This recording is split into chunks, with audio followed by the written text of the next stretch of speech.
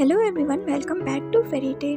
अब तक हमने देखा अंशु वी से कहती है लैंसन उतना बुरा नहीं है, तभी लैंसन के बारे में सोचने लगता है और फिर वो खुद से कहता है इससे क्या फर्क पड़ता है, मैं इसके बारे में क्या सोचता हूँ, मुझे वैनिंग को बचाने के लिए उससे मैरिज करनी ही होगी।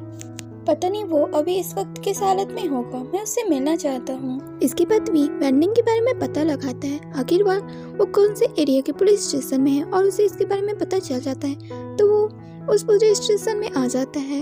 वो इंस्पेक्टर से वैनिंग से मिलने के लिए बात कर रहा होता है, लेकिन इंस्पेक्टर तो उसे मिलने की परमिशन नहीं देते और वहाँ से जाने के लिए कह देते हैं, पर वी जाता नहीं। वो तो इंस्पेक्टर से काफी रिक्वेस्ट कर रहा होता है, इसके बावजूद इंस्पेक्टर अपनी बात पर टिका हुआ था। वी को अब गुस्सा आने लगा था, वो इंस्पेक्टर से काफी बहस कर रहा होता है। अब ऐसे कैसे किसी इनोसेंट पीपल को अरेस्ट कर सकते हैं और ना ही अब उनसे किसी को मिलने दे रहे हैं, आखिर उसने ऐसा भला कौन सा बुरा क्राइम कर दिया है। ये सुनकर उस इंस्पेक्टर की भावे तन जाती है। वो अपने भावे उड़ाता हुआ कहता है, देखिए हमने उसे ऐसे ही अरेस्ट नहीं किया है, उसके खिलाफ FIR दर्ज है और आप उनसे नहीं मिल सकते हैं। बेहतर होगा आप यहाँ से चले जाएं, यहाँ कोई तमाशा क्रिएट ना करे, नहीं तो हमें थोड़ी सख्ती से आपके साथ पेश आना होगा। ये सुनकर तो वी अपनी मुट्ठी पीछ लेता है, लेकिन वो अपनी जगह से टस से मस नहीं हुआ था। उसने तो जिद पकड़ के रखी हुई थी, उसे तो वैनिंग से मिलना है तो मिलना है, मैं जब तक उससे नहीं मिल लेता मैं यहाँ से नहीं जाऊंगा। वे कहता है। इंस्पेक्टर को थोड़ा गुस्सा आता है तो अपने वो एक जूनियर को इशारा करता है तो वो वी को पकड़ लेता है और वहाँ से बाहर ले जाने लगता है। वे अभी चिल्ला रहा होता है, मुझे उससे मिलना है, मैं यहाँ से नहीं जाऊंगा। वो इंस्पेक्टर तो वी को पकड़कर पुलिस स्टेशन के बाहर का रास्ता उसे दिखा रहा होता है। वे कहता है, प्लीज आप बस मुझे एक बार उससे मिलने दीजिए। इससे पहले वो जूनियर इंस्पेक्टर वी को पुलिस स्टेशन से बाहर कर देता। जो सीनियर इंस्पेक्टर वो कहते हैं इसे उस लड़की से मिलने दो। ये सुनकर जो दूसरा इंस्पेक्टर था जो वी को मना कर रहा था वो कहता है, ये आप क्या कह रहे हैं। तो वो सीनियर इंस्पेक्टर कहते हैं, मैंने जो कहा है उतना करो। वी तो उन्हें शुक्रिया कह रहा होता है। उसके बाद तो वो वैनिंग से मिलता है। वैनिंग को देखकर वो उसके लिए काफी ज्यादा परेशान हो जाता है। वैनिंग के फेस में काफी सारे चोट के निशान थे। वैनिंग उसकी हवा को समझ जाता है और कहता है, मैं बिल्कुल ठीक हूँ, बस छोटी मोटी सी चोट है। वैसे तुम्हें मेरे बारे में कैसे पता चला, मैं यहाँ हूँ। वे कहता है, बस मुझे पता चल गया। फिर वो एक डीप ब्रीथ लेता हुआ कहता है, वैनिंग आई एम सॉरी, मेरी वजह से लैंसन तुम्हें टारगेट कर रहा है, तुम्हें इन सारी चीज़ों का सामना करना पड़ रहा है। ये सुनकर वैनिंग कहता है, वी ये तुम क्या कह रहे हो, तुम्हें मुझसे माफ़ी मांगने की जरूरत नहीं है। वैसे भी मैं केयरलेस था, मैं अपनी गलती के कारण जेल में हूँ। वे कहता है, मैं तुम्हें जल्दी ही यहाँ से बाहर निकाल लूँगा। तभी इंस्पेक्टर कहता है, तुम्हारे मिलने का टाइम ख़त्म हो गया है, चलो यहाँ से। तभी वैनिंग जाती हुए वी से कहता है, वी मेरी बहन को मेरी कंडीशन के बारे में नहीं पता होगा, अगर तुम उससे मिलते हो तो तुम उससे कह देना मैं बिल्कुल ठीक हूँ। ये सुनकर वी हमें सेल लाता है और वो वहाँ से चला जाता है। दूसरी सब लैंसन ऑफिस में अपने भाई से मिलता है। वो दोनों आपस में लैंसन के मैरिज के बारे में बात कर रहे होते हैं। जिबुजुन कहते हैं, तुम्हें याद है लैंसन, जब तुम 7 साल के थे तो तुम्हें एक टॉय बहुत ही ज्यादा पसंद आ गया था, पर उस शॉप में उस टॉय कैरेक्टर का बस एक ही पेज था, उसे भी कोई दूसरा बच्चा खरीद रहा होता है। तुम उस टॉय को लेना चाहते थे, तुमने उस बच्चे से कहा उस टॉय को उसे दे दे, पर वो नहीं माना तो तुमने उसे ऑफरिंग दी। उस टॉय के बदले में वो कुछ और चीजें मांग ले, पर फिर भी वो बच्चा नहीं माना तो तुम तो उससे फाइट करने लगे थे। तुम उस टॉय के लिए पागल हो रहे थे, काफी ज्यादा रो रहे थे। तो अंकल ने उसके पेरेंट्स से बात की और एक बिग अमाउंट कंपनसेट के रूप में दिया और आखिरकार तुम्हें वो टॉय मिल गया। तुम उसको पाने के बाद काफी ज्यादा खुश हुए थे, वो तो तुम्हारे लिए काफी प्रीशियस था, लेकिन अगले ही दिन तुमने उस टॉय को इस तरह से फेंक दिया जैसे कि अब वो तुम्हारे लिए सिर्फ एक कचरा है। तुम्हें जो भी चीज पसंद आती है तुम उसे बस पाना चाहते हो, तुम्हें ना सुनना पसंद नहीं है। अपने भाई की ऐसी बातों को सुनकर तो लैंसन का फेस बिल्कुल काला पड़ चुका था, वो इरिटेट हो रहा था और वो कहता है, भाई आखिर आप कहना क्या चाहते हैं, मैं उस समय बस एक बच्चा था, तुम अभी भी बच्चे हो। जिबुजुन कहते हैं। लैंसन की भावें तन जाती है और वो कहता है, भाई आप कहना क्या चाह रहे हैं, सब कहिए। जिबुजुन एक लॉन्ग ब्रीथ लेते हुए कहते हैं, मुझे इस मैरिज से दिक्कत है, आखिर क्यों, मैं भी से प्यार करता हूँ और मैं उसी से मैरिज करने वाला हूँ, आप मुझे नहीं रोक सकते हैं। जिबुजुन कहते हैं, सवाल ये नहीं है कि तुम उससे कितना प्यार करते हो, सवाल ये है कि वो तुमसे प्यार करता है, क्या उसने कभी तुमसे कहा कि वो तुमसे प्यार करता है। ये सुनकर तो लैंसन कुछ भी नहीं कह पाता। वो अपनी मुट्ठी बेचता है। वो जीबूचुन से नजर नहीं मिला रहा था। ये देखकर जीबूचुन कहते हैं, अब तक तुमने जो कुछ भी किया इन सब के बारे में मुझे पता चल गया है और तुम उस लड़की को इतना मैनिपुलेट कर रहे हो उससे मैरिज करने के लिए। उसी समय लैंसन के फोन का रिंगटोन बजता है। लैंसन अपना फोन को देखता है और फिर कॉल को अटेंड करता है। सामने वाले की बात सुनकर वो कहता है, मैं जल्दी वहाँ आ रहा हूँ, और फिर अपने फ़ोन को रखता है और जीबूचुन की तरफ देख के कहता है, भाई मुझे नहीं पता आपको ये सब के बारे में किसने बताया, पर ये सब अपनी बातें बकवास है। हम दोनों एक दूसरे से प्यार करते हैं और मैरिज करना चाह रहे हैं। मुझे अच्छा लगेगा अगर आप हमें ब्लेसिंग दे। ऐसा कहकर लैंसन स्माइल करते हैं। जीबूचुन उसे घूर रहे होते हैं और फिर साई करते हुए कहते हैं, अगर मैं तुम्हें रोकता हूँ तुम तब भी नहीं मानोगे, तो फिर मैं तुम्हारे मान में नहीं पड़ता हूँ। ये सुनकर लैंसन कहता है, थैंक्स भाई, और उन्हें गेट करके वहाँ से जाने लगता है। उसके साथ सुयोंग भी ऑफिस से बाहर निकलता और कहता है, आज तुम्हारे भाई ने तुम्हारी ज्यादा क्लास नहीं ली। लैंसन कहता है, पता नहीं भाई ने किसे हायर करके रखा है, वो मेरी इंफॉर्मेशन उन्हें देता है। सुयोंग कहता है, क्या तुम्हारे बॉडीगार्ड में से कोई हो सकता है? लैंसन कहता है, ऐसा नहीं है, वो सब मेरे लिए लॉयर है, वो बस मुझे ही फॉलो करते हैं। खैर इसे जाने दो, मैं भी वी से मिलने जा रहा हूँ। ऐसा करके लैंसन वहाँ से चला जाता है। दूसरी तरफ वी पुलिस स्टेशन से बाहर निकलने के बाद रास्ते में कुछ दूर आगे ही चला था। तभी फुल स्पीड में आती हुई ब्लैक कार उसके पास आकर रुकती है। वो कार लैंसन की थी। लैंसन इसे कहता है, कार में आकर बैठो। वी लैंसन को ही देख रहा होता है जो कार में बैठा था। उसे देखने के बाद वी कार में आकर बैठ जाता है। तब लैंसन कार को ड्राइव करता है। उन दोनों के बीच कोई भी बातें नहीं हो रही थी। वी अपने मन में सोच रहा था, आखिरकार रात में क्या हुआ होगा। ड्रंक होने के बाद क्या उसने कोई भी बखेड़ा खरीद नहीं किया जो लैंसन इतना शांत है? नहीं, मैंने कुछ ना कुछ तो किया होगा, पर लैंसन इतना शांत क्यों है? वो लैंसन की तरफ एक नजर देखता है और फिर से विंडो के बाहर देखने लगता है। दोनों के बीच काफी साइलेंट था। वी इस साइलेंट को ब्रेक करता हुआ कहता है, आखिर हम कहाँ जा रहे हैं? लैंसन जवाब देता है, हम शॉपिंग पर जा रहे हैं। वैसे क्या तुम मुझसे नाइट में क्या हुआ उसके बारे में नहीं पूछोगे? ये सुनकर वी थोड़ा चौंक जाता है क्योंकि वो तो इसी के बारे में सोच रहा था। अब क्या मैंने ड्रंक होने के बाद कुछ ज़्यादा थोड़ी ना कर दिया? वी कहता है। तब लैंसन कहता है, अरे नहीं नहीं, तुमने ज़्यादा कुछ नहीं किया, बस तुम पूरा डल्ली होकर डांस कर रहे थे, तो भी बहुत ही सेक्सी डांस। तुम तो उस बार में पूरी तरह से छा चुके थे। ये सुनने के बाद तो वी थोड़ा नर्वस फील करता है। लैंसन आगे कहता है, तुम तो इतना अच्छा डांस करते हो, मुझे तो इस बारे में पता ही नहीं था। ये सुनने के बाद वी कहता है, अगर तुमने मुझे ड्रंक नहीं किया होता तो मैं इस तरह की हरकतें कभी नहीं करता। ये सुनने के बाद लैंसन मुस्कुराते हुए कहता है, अगर तुम ड्रंक नहीं होते तो मुझे पता ही नहीं चलता तुम मेरे बारे में क्या सोचते हो। वी उसे घूर रहा होता है। लैंसन कहता है, तुमने कहा मैं बहुत ज्यादा हैंडसम हूँ, और वो ब्लश कर रहा होता है। तुम्हारी ये छोटी सी कॉम्प्लीमेंट मुझे कभी ज्यादा अच्छी लगी। तुम होश में होते हुए तो कभी भी मेरी इस तरह से तारीफ करते नहीं हो। ड्रंक होने के बाद कम से कम तुमने मेरी तारीफ तो की। ये सुनकर वी अपनी नाक चढ़ा लेता है। वो अपना मुंह फेरता हुआ विंडो से बाहर देखने लगता है और मन में कहता है, ये सिर्फ शक्ल से अच्छा है, वरना तो ये एक इवल मॉन्स्टर है। एंड देन वो लैंसन से कहता है, तो तुम इसलिए मुझे शॉपिंग पर ले जाना चाह रहे हो क्योंकि मैंने तुम्हारी तारीफ की, पर मैं तुम्हारे साथ शॉपिंग पर नहीं जाना चाहता, तुम मुझे हॉस्टल पर ड्रॉप कर दो। तब लैंसन कहता है, अरे नहीं, मैं तुम्हें इससे शॉपिंग पर थोड़ी न ले जा रहा हूँ, 3 दिन बाद हमारी मैरिज है, इसलिए मैं तुम्हें शॉपिंग करा रहा हूँ। ये सुनने के बाद तो वी अपनी बड़ी बड़ी आंखों के साथ लैंसन को देखने लगता है। वो कुछ कहता तो नहीं है, बस अपनी लिप्स को बाइट कर रहा होता है। एंड देन वो कुछ सोचने के बाद कहता है, 3 दिन बाद क्यों, हम कल ही क्यों मैरिज नहीं कर लेते?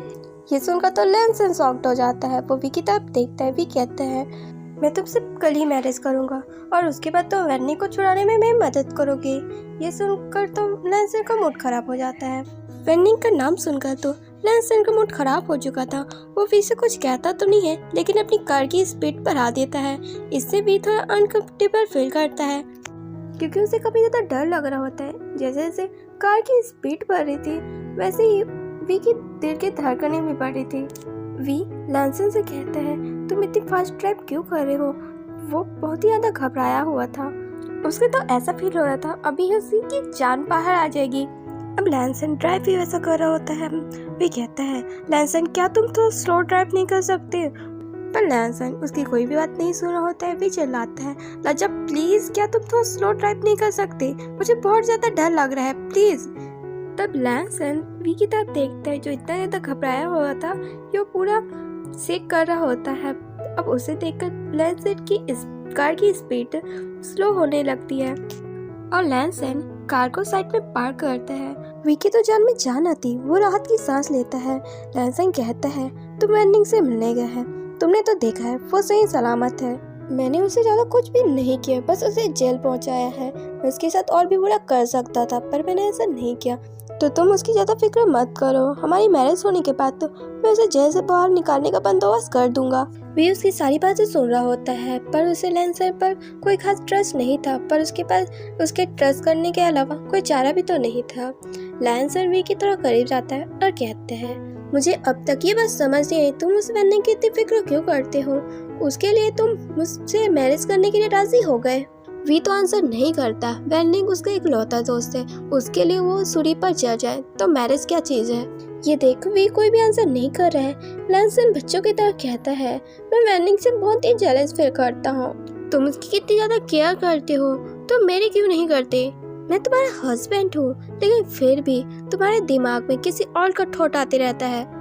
एक लैंसन की आंखें पूरी वायलेंट हो जाती है और वी को बिल्कुल भी समझ नहीं आता अब लैंसन के दिमाग में क्या चल रहा है। लैंसन के फेस में एक नोटिस स्माइल होती है। वो वी के सीट को डाउन कर देता है। वी का सीट थोड़ा पीछे की तरफ डाउन हो जाता है और उसके साथ वी भी अचानक हुए इस हमले से तो वी तो सरप्राइज हो गया था। उसने तो अपनी आंखें बंद कर ली थी और जब उसकी आंखें खुलती है तो देखता है लैंसन तो उसके ऊपर है। वो तो वी की सीट में आ चुका था एंड उनकी पोजीशन कुछ इस तरह से की कि वी लैंसन के दोनों थाई के बीच में था। लैंसन वी के दोनों हाथों को पकड़कर उसके सर के ऊपर कर देता है, साथ ही अपनी बॉडी को उसकी बॉडी में प्रेस कर रहा होता है। वी तो लैंसन को अपने ऊपर देखकर पूरा घबरा सा जाता है और वो कहता है, तुम मेरे ऊपर क्या कर रहे हो? पास्टर, मेरे ऊपर से हटो, मेरा इस तरह से फायदा उठाना बंद करो। इस पर लैंसन कहता है, बेबी मैं तुम्हारा फायदा नहीं उठा रहा हूँ, मैं तो तुम्हें लव कर रहा हूँ। और वो बहुत क्यूट सा फेस बना रहा होता है। तब वे कहता है, इस तरह का फेस बनाना बंद करो, ये कितना रेडिकुलस लगता है, मुझे तुम्हारा फेस बिल्कुल भी पसंद नहीं है। वी अनंग होकर कहता है। इस पर लैंसन की भाभी भी तंग जाती है। वी अक्सर उसका तिरस्कार करता है और ये चीज लैंसन को बिल्कुल भी अच्छी नहीं लगती है। वो चाहता था वी उसे पूरे दिल से एक्सेप्ट कर ले, पर वी की तरफ से ऐसी कोई भी उम्मीद नहीं थी। वी की चिक्स को पकड़ता है और आगे बढ़कर वी के लिप्स को कैप्चर कर लेता है। वी अपने फेस को टर्न करने की कोशिश करता है, पर लैंसन ने तो उसके फेस को पकड़ रखा था, तो वो ऐसा करने में नाकामयाब होता है। लैंसन उसे बहुत डीपली और अग्रेसिव केस कर रहा होता है। लैंसन के अब हाथ वी के कॉलर बोन को थोड़ा डाउन कर देते हैं। उसकी शोल्डर और लैंसन को सब दिखाई देती है। लैंसन किस को ब्रेक करता हुआ वी के नेक पर एक बाइट करता है और उसके शोल्डर पर किस करता हुआ उसे ले करता है। लैंसन के हाथ वी के शर्ट के अंदर होते हैं। वो उसकी बेली को टच कर रहा होता है। उसकी हाथ धीरे धीरे ऊपर जा रहे होते हैं। वो उसकी चेस्ट को टच करता है, उसे पिंच करता है। वी की एकदम स्लो सी आवाज निकल जाती है। वी को तो काफी एम्बेरस फील हो रहा था। उसका तो फेस पूरा पिंक हो गया था। उसने टाइटली अपनी आंखों को बंद करके रखा हुआ था। वो अपने हाथों को छुड़ाने की थोड़ी कोशिश करते हैं, पर लैंसन ने अपने पंजों में उसके हाथों को टाइटली पकड़ के रखा था। वो अपने पैरों को थोड़ा हिलाता है तो उसके पैर किसी चीज से टकरा जाते हैं। वी को थोड़ा दर्द होता है।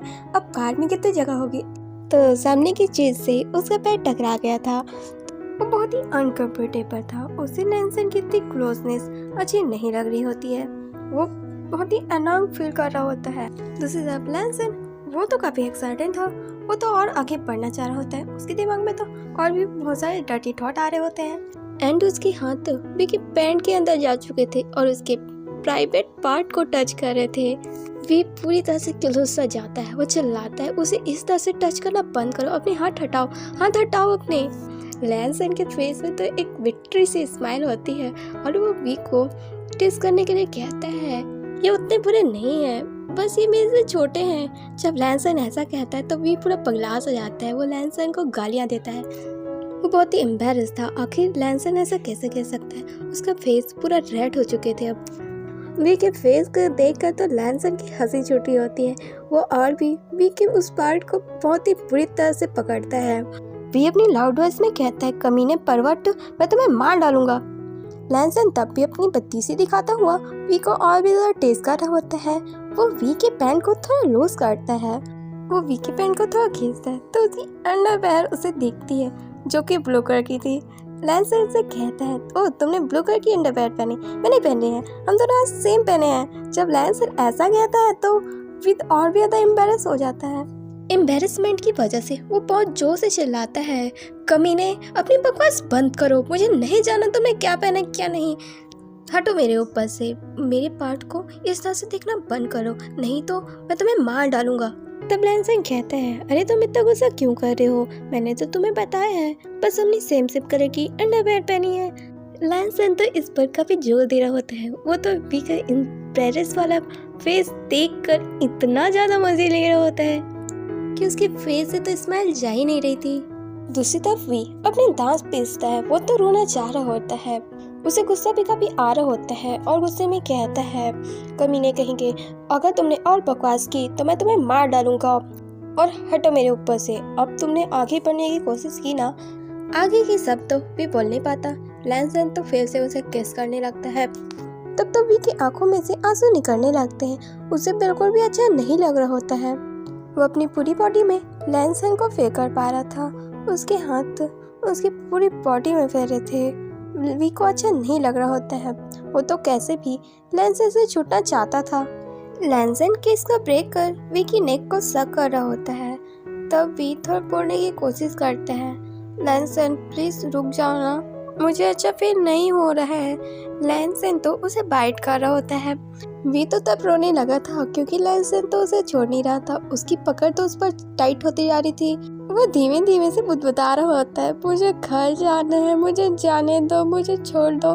तब लैंसन वी के फेस की तरफ देखता है जो बिल्कुल रेड टमाटर बन चुके थे। तो उसके फेस में अपना हाथ फहराता हुआ कहता है, वी हमारी मैरिज होने वाली है, क्या तुम मैरिज होने के बाद भी इसी तरह का बिहेव करोगे? ये सुनकर वी अपनी भीगी हुई आंखों के साथ लैंसन को देखता है। उसने भले ही मैरिज के लिए हाँ कर दिया है, फिर भी उसके लिए तो ये काफी ज्यादा मुश्किल है इसे एक्सेप्ट करना। बस इसकते हुए बस ये रिपीट कर रहा था, मुझे जाने दो, मुझे जाने दो। तब लैंसन कहता है, बट वाई, मैंने तो बस अभी थोड़ी शुरुआत ही की है। वी रोते हुए कहता है, मेरे साथ ये सब फोर्सफुली करना बंद करो, मैं इन सब चीज़ों के लिए प्रिपेयर नहीं हूँ, मुझे थोड़ा खुद को संभालने का टाइम दो। उसकी बात सुनकर लैंसन अनाउंस होकर कहता है, ठीक है, मेरे सोने तक मैं तुम्हें बिल्कुल भी टच नहीं करूँगा, लेकिन उसके बाद मैं तुम्हारी कोई भी बहाने नहीं सुनूंगा, मेरा जो मर्जी आएगा मैं वो करूँगा। तो खुद को थोड़ा अच्छे से प्रिपेयर करके रखना क्योंकि मैं तुम पर कभी हार्ड होगा। लैंसन की बात सुनकर वी जो पहले से बहुत ज़्यादा घबराया हुआ था वो काफ़ी ज़्यादा डर जाता है। ये इंसान उसे हर बार बहुत ही ज़्यादा डराता है। यहाँ पर सीन कट होता है अगले सीन में सिटी के सबसे महंगे मॉल में जो कि लैंस की प्रॉपर्टी में से एक थी। वो दोनों 5वें फ्लोर में अपनी शॉपिंग कर रहे होते। नहीं, दोनों नहीं, सिर्फ लैंस है। वी तो काउच पर बैठा हुआ था, उसका किसी भी चीज़ में ध्यान नहीं था। उसके चेहरे का रंग खुला हुआ था और वो बस अपनी ख्यालों में गुम था। लैंसन ने तो अब तक हर ब्रांड के ड्रेस को अब तक देख लिया था और उसे जो भी चीज़ पसंद आती वो उसे सिलेक्ट कर लेता है। यहाँ तक कि वी के भी ड्रेस को उसी ने सिलेक्ट किया था और वो वी को ये सब चीज़ों को दिखाने लगता है। अब वी का तो कोई ध्यान था नहीं तो वो उस पर थोड़ा गुस्सा करता है और उसे ये सब चीज़ों को ट्राई करने के लिए कहता है। वी ट्राई रूम पर जाता है और एक ड्रेस को ट्राई कर लैंसन के पास आता है। तब लैंसन कहता है, तुम पर रेड कलर काफी सूट करता है, तुम रेड रोज लगते हो। ऐसा कहकर वो स्माइल करता है और वी को बस नीचे देखते हुए कहता है, मेरा टेस्ट वाकई में बहुत अच्छा है, तुम्हें क्या लगता है इस बारे में? और वो ऐसा कहकर अपनी चमकती हुई आंखों के साथ तो वी को देख रहा होता है। वो चाहता था वी उससे कुछ बातें करे पर वी एक शब्द भी नहीं कहता। ये देख वी कुछ भी नहीं कह रहा है। लैंसन कहता है, तुम दूसरी ड्रेस को ट्राई करके क्यों नहीं देखते? अगर तुम्हें कोई चीज़ पसंद आती है तो तुम मुझे बता दो। लैंसन तो कभी कैजुअली उससे बातें कर रहा होता है पर वी का तो मूड ऑफ था और उसका लैंसन से बात करने का कोई इरादा नहीं था। लैंसन ने तो हार नहीं मानी थी, वो तो नॉन स्टॉप बकवास किए जा रहा होता है। यहाँ तक कि वो तो अपनी हनीमून की प्लानिंग भी वी को बता रहा होता है, हम ये करेंगे, हम वहाँ जाएंगे। वी अपने मन में सोचा था, मेरा आखिर किससे पाला पड़ा है, ये इतना सेमलेस कैसे है, इस तरह से ये कैसे बातें कर सकता है। वी बस अपना दांत पिसता रह जाता है। वो कभी एम्बेरस भी फील कर रहा होता है और उसे कभी गुस्सा भी आ रहा होता है, क्योंकि लैंसन की बातें उसके अलावा वहाँ की खड़े स्टाफ भी सुन रहे होते हैं और वो काफी साइड फील कर रहे होते हैं। वी बहुत ही ज्यादा एम्बेरस फील कर रहा होता है, तो वो लैंसन से कहता है, तुम क्या बकवास किए जा रहे हो, या हमारे अलावा भी बहुत से लोग हैं, क्या तुमने अपनी शर्म को बेच खाई है जो इस तरह की नॉन स्टॉप बकवास किए जा रहे हो। लैंसन कहते हैं, तुम क्या कह रहे हो, इसमें कौन सी शर्म की बात है, मैं तो बस तुम्हें ये बता रहा हूँ। तभी वी एक जोरदार पंच उसके पेट में मारता है। लैंसन कहता है, हे तुमने मुझे मारा क्यों। वी कहता है, एक शब्द अगर तुमने और कहा ना तो मैं तो मुंह तोड़ दूंगा। लैंसन कहता है, तुम में इतनी डेयर कहाँ से आ रही है। वी अपनी दांत पीसता है और लैंसन स्माइल करता है। ओके गाइस, ये वाला पार्ट यही एंड करते हैं। आखिर लैंसन ने ऐसा क्या बोला था कि वी को इतना ज़्यादा गुस्सा आ गया, ये हम अगले पार्ट में देखेंगे। And I am sorry guys, मैंने इतना लेट वीडियो अपलोड किया, इसके लिए प्लीज़ मुझे माफ़ कर दीजिए। अगर आपको वीडियो पसंद आए तो please like, comment and subscribe my channel.